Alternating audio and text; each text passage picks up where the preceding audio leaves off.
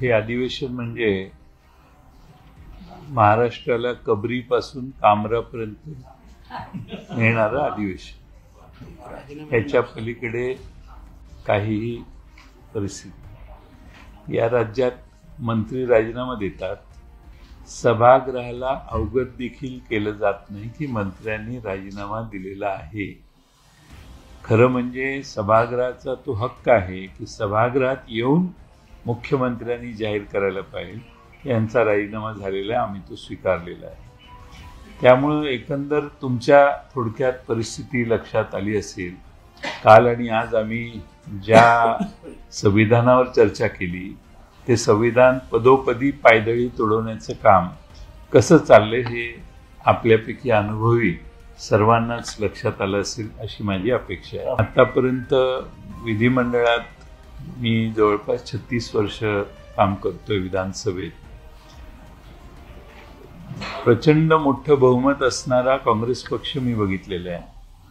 त्या पक्षात काम आम्हीच करत होतो त्यावेळी. काँग्रेस पक्षाने विरोधकांचा आवाज दाबण्याचं काम कधीही केलं नाही.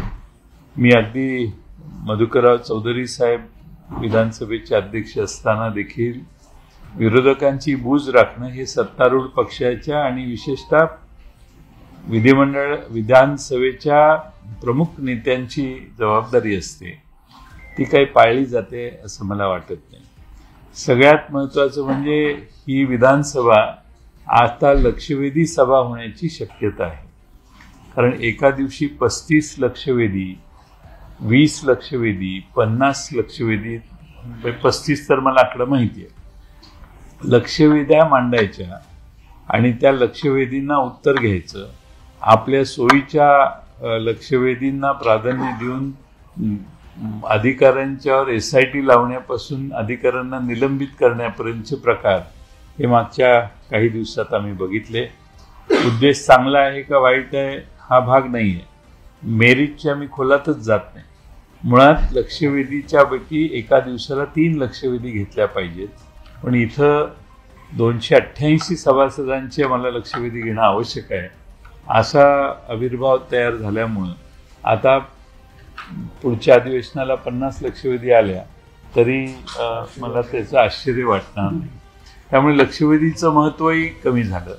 पण खास करून हे आयुध विरोधी पक्षाच्या बाजूने वापरलं जातं. कारण विरोधी पक्षाला जनतेचा न्याय मिळवण्यासाठी प्रयत्न करावा लागतो. सत्तारूढ पक्षाचे सदस्य हे मंत्र्यांना त्यांच्या सत्तारूढ पक्षाच्या बाजूला जाऊन भेटून लोकांना न्याय देऊ शकतात. आणि म्हणून हा लोकशाहीचा मूळ संकेत.